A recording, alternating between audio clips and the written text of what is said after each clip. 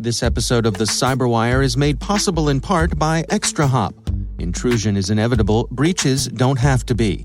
ExtraHop is on a mission to help security teams take back the cyber advantage. Visit ExtraHop at RSA Conference to learn how AI-based network intelligence stops advanced threats already inside your cloud, hybrid, and distributed environments. Stop by booth S1327 or visit extrahop.com/cyberwire. That's extrahop.com/cyberwire to learn more.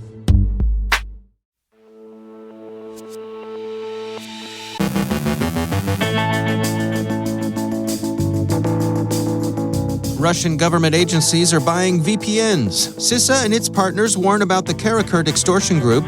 Clipminer is in the wild. GootLoader expands its payloads and targeting. Carole Theriault has the latest on fraudsters imitating law enforcement. Kevin McGee from Microsoft on security incentives by way of insurance. And leak brokers and booters shut down.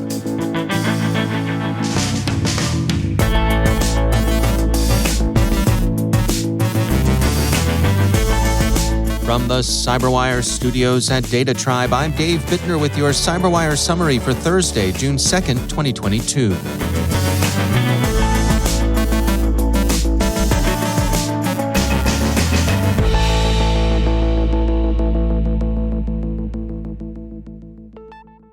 U.S. Cyber Command Head and Director NSA, General Paul Nakasone, remarked earlier this week that the U.S. had provided operational cyber support to Ukraine. His comments, on which he declined to elaborate, attracted considerable attention. The White House yesterday said that the cyber operations General Nakasone alluded to marked neither a change in nor a deviation from U.S. declared policy of avoiding direct combat with Russia. That's generally one of the points General Nakasone made in his remarks. The White House statement seems to rely upon the ambiguity of cyber operations, which remain a gray zone in international conflict. The Washington Post reviews the ongoing controversy over how effective Russia's cyber operations have been in its hybrid war against Ukraine. The widespread catastrophic attacks against infrastructure many observers had expected haven't materialized, and that surprised many, given Russia's dress rehearsals for attacks against the Ukrainian power grid in 2015 and 2016. Those were apparently successful proofs of concept, but they haven't been repeated in the present war. The most significant cyber action was the successful disruption of Viasat ground stations, but the effects of that attack were quickly made good. Some observers see Russian failure, others Russian restraint. Still others see a different choice of objectives by Russian strategists. ESET's most recent threat report sees a conflict marked by hacktivist and criminal activity and sees the immunity from cybercrime, especially that Russia has largely enjoyed, as having significantly eroded.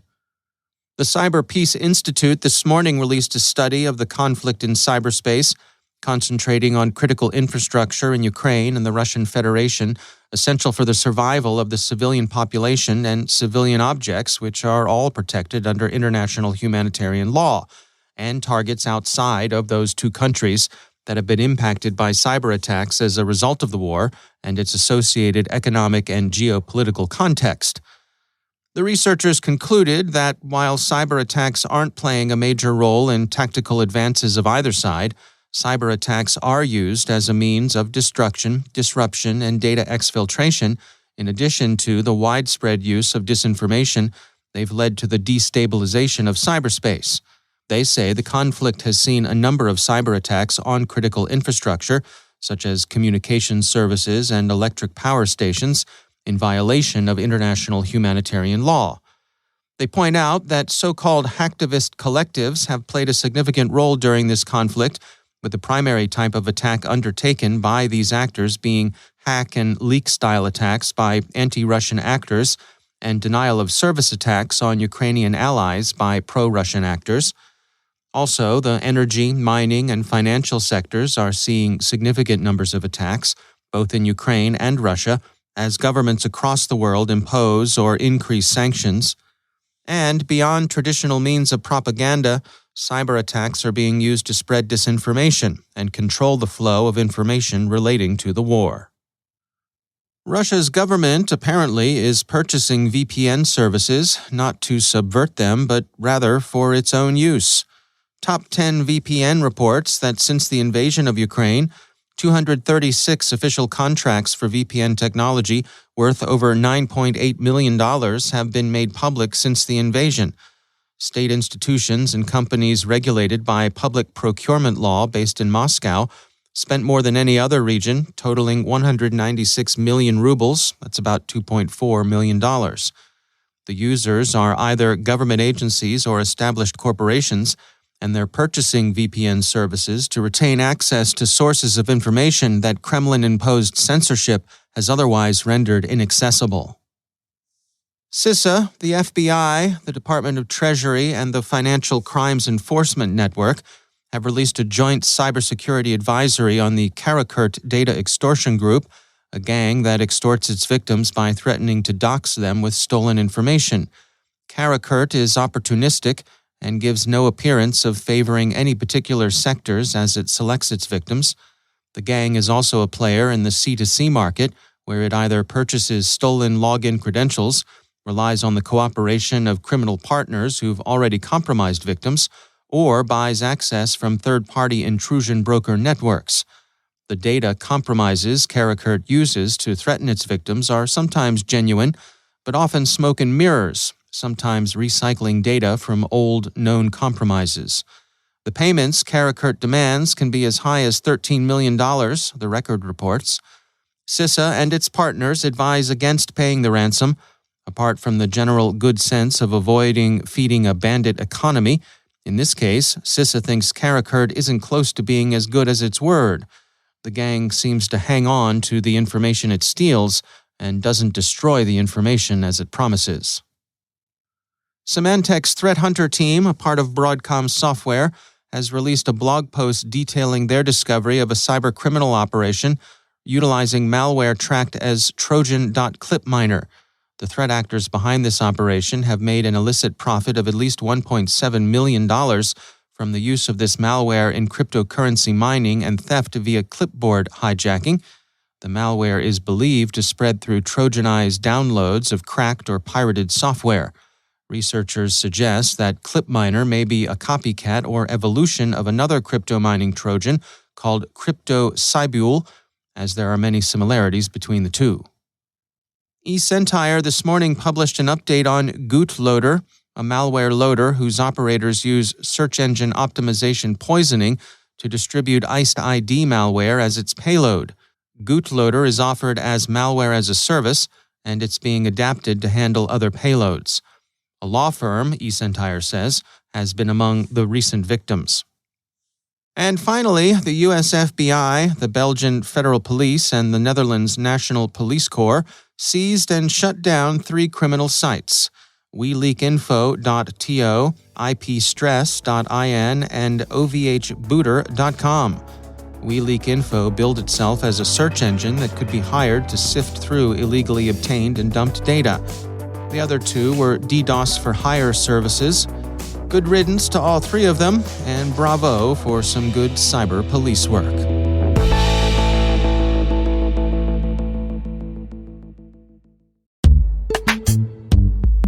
And now, a word from our sponsor, Recorded Future. Staying one step ahead of the rapidly evolving threat landscape requires a constant flow of daily intelligence. To stay up to date on everything happening in the world of cybersecurity, join over 50,000 other security professionals who subscribe to the Cyber Daily. With daily email updates on the latest cybersecurity news, top threat actors, exploited vulnerabilities, suspicious IP addresses, and more, the Cyber Daily is the first thing security professionals check every morning. To learn more and subscribe for free, go to recordedfuture.com/cyber-daily. And we thank Recorded Future for sponsoring our show.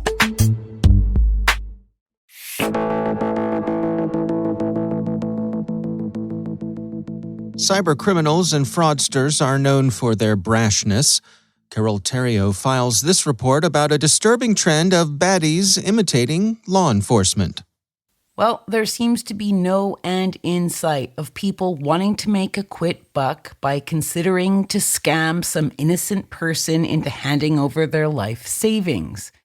We've seen romance scams and targeted phishing scams. We've seen disaster recovery scams and health scare scams and business email compromise scams. But I have recently seen a number of scams involving fake police. So say a police officer calls you, identifies themselves, and then explains that they think you were targeted in a financial fraud campaign. While they're talking, you might even look up their name and find out that they do indeed exist. Problem is that that person on the phone has stolen the real officer's identity in order to con you, the victim, into parting with your hard-earned cash. I mean, on the very week that I record this, I see that Albuquerque police issued a warning of a scammer pretending to be a legit officer of the force, that Thailand warned people to beware of deepfake police video calls, that UK Yorkshire County had a fake detective calling residents, and that even in my home country of Canada, a perp decided to take the identity of a bona fide RCMP officer in order to convince people they were a person of interest. And this happened last year in the UK, an elderly woman gets instructions to take cash and iPhones to locations around Gloucester and leave them there. The perps, pretending to be cops, told her the cash and phones were needed for a police investigation and would be collected by officers. Now, this seems to be too far-fetched to be true. To me, and probably to you, listeners of the CyberWire. But the thing is they often target people who are vulnerable, less informed, or perhaps older. People who have a smaller social circle of connected individuals, who have cash reserves, and a deep desire to do the right thing, which includes assisting the authorities upon request. The so-called cop reels off high-level information, stuff typically gathered from a public record, just to establish authority and credibility with the victim. And this approach is insidious to me. Targeting the more vulnerable in our society by swooping in to grab their nest egg leaves the victim where exactly? Upset, afraid, and don't forget, with no financial reserves. And listen, I work in tech and I can barely keep up with all the plethora of scams. So how is your typical everybody supposed to be vigilant, especially if they're in their golden years trying to enjoy themselves? Scams like this make my blood boil because they just feel rotten. So dear listeners, may I ask that you look after your elders, particularly those that like to dabble online, maybe share too much on the socials, have really easy to crack passwords, and especially those that assume that everyone out there is a super kind soul. Because it turns out there are few tiny rotten apples out there, and they're looking for someone exactly as I've just described. This was Carole Theriault for the CyberWire.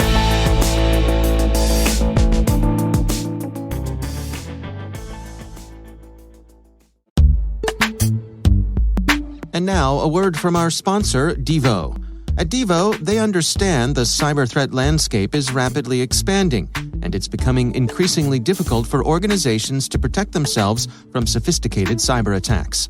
That's why they pride themselves on being true allies, not just another vendor, and why their cloud-native logging and security analytics platform is built to not only transform security operations for today, but beyond.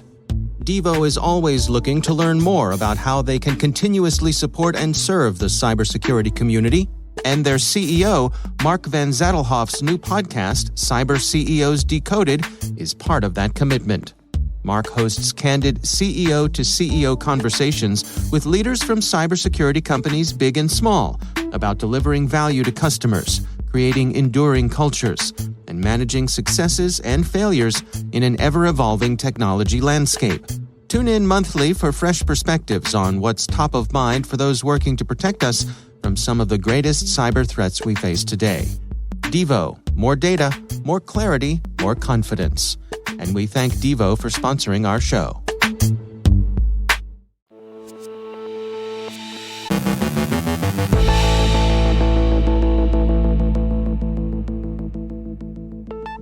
And I'm pleased to be joined once again by Kevin McGee. He is the Chief Security Officer at Microsoft Canada. Kevin, it's always great to have you back on the show. One of the things I think it's safe to say here in 2022 is that there has been a lot of movement in the cyber insurance world. Some of it's been reactive, some of it's been proactive. I just wanted to check in with you on some of the things that you've been tracking with the folks that you interact with. Thanks for having me back, Dave. One of my predictions on Rick Howard's CSO Perspective podcast for this year was that cyber insurance rates would start to go up, and that would be a catalyst for positive societal change in addressing overall cybersecurity risk. And I think we're starting to see that. One, there's ample evidence that cybersecurity rates are going up as we're starting to normalize and understand what the risks associated with cyber attacks are. But two, that's starting to be a catalyst for change. And what I mean by that is when insurance companies started penalizing people for bad behavior driving, and they started rewarding people for avoiding accidents, not getting speeding tickets or whatnot, this became an incentive for real road safety. Vendors started building safety features into their cars and trucks. Consumers started to begin to evaluate their purchase decisions on how safe the product was, but also on how easy it was for the vehicle to insure or how much it would cost to insure that vehicle. So we're starting to see I believe cyber insurance rates not only normalize to our industry because there's not those decades of data like the car industry, but also be that quantifiable amount that we can communicate to the business that's always really wanted us to put a dollar amount on risk, and we've never been able to do. So are we headed into a time where we are able to do that? I think so. I think we're getting there, and it's just in a year-over-year accumulation of data. So we're seeing as ransomware is becoming much more rampant. We're seeing the double tap where there's extortion really driving the amounts that security insurance companies are paying out increase. So in 2021, U.S. insurance carriers are reported to have increased direct written premiums by 92%, according to the Wall Street Journal last week. So that's up over considerably over the 65% from the previous year and 47% in 2019. So these premiums are starting to be raised. We're also seeing that the insurers are covering less and less. So you have to maybe have 2 or 3 different policies to cover what you had previously before. So what this is driving is greater discussions between the security teams and the business. It's finally that catalyst to really have a CFO level, board level discussion about enterprise risk and what the true value of that risk is. And again, I feel it's starting to put a number on what the cost of doing or not doing things within your organization to be cybersecure are. And a great example of that is a lot of insurance companies are asking that basic security controls be put into place, such as multi-factor authentication. This is driving real-world action. I'm seeing more and more uptake in multi-factor authentication, not because it's the right thing to do or it's something we should do, but the catalyst for that movement is we have to get compliant in terms of our application for cybersecurity insurance. So in that case, I think it's a good thing for our industry and just the cyber risk landscape that we're seeing globally as well. Do you think there's a danger that some areas may not be insurable? You know, I think about flood insurance, which the private sector has gotten out of, and the backstop we have is the federal government, where what really all that's available is not very good insurance that's expensive, but it's the only option you have. Is there a possibility with the ever increasing rates of ransomware that we could be headed in that direction? I really worry about that as well, because we're starting to see now the litigation play out in court where it's being decided, what is going to be covered, what is an active war in the cyber security world, what will be covered. So we're going to see a lag because of the legal process that it takes to really sort these things out of 2-3 years in many cases that will decide whether some industries are insurable or not going forward based on the results. I think at this time, with just all the geopolitical conflict, some of the challenges we're seeing with nation states attacks and whatnot, there's got to be a backlog in the legal system of trying to interpret and decide, what is an active war? Who is the threat actor? What if it's a proxy, not a nation state? How does that play out? Is it a criminal element? Is it not? We're going to see, I think, an incredible amount of thought put into this over the next couple of years by legal minds, which will then translate into real-world action in a lot of cases. And I fear many of the same things that you just mentioned, that some areas of the economy just may not be insurable for a short period of time or maybe a long period of time, and require government intervention in order to maintain their services. All right. Well, Kevin McGee, thanks for joining us.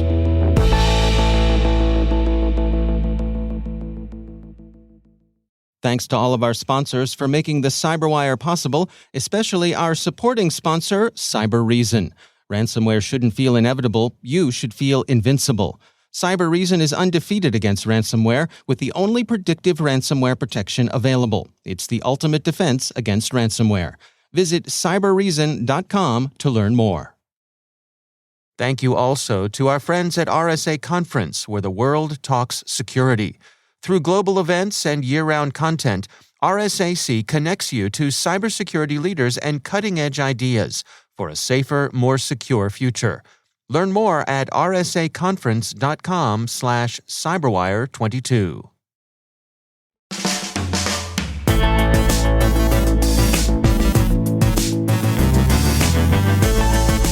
And that's the CyberWire. For links to all of today's stories, check out our daily briefing at thecyberwire.com. The CyberWire podcast is proudly produced in Maryland out of the startup studios of Data Tribe, where they're co-building the next generation of cybersecurity teams and technologies. Our amazing CyberWire team is Rachel Gelfand, Liz Irvin, Elliot Peltzman, Trey Hester, Brandon Karth, Eliana White, Puru Prakash, Justin Sabi, Tim Nodar, Joe Kerrigan, Carole Theriault, Ben Yellen, Nick Valecki, Gina Johnson, Bennett Moe, Chris Russell, John Petrick, Jennifer Iben, Rick Howard, Peter Kilpie, and I'm Dave Bittner. Thanks for listening. We'll see you back here tomorrow.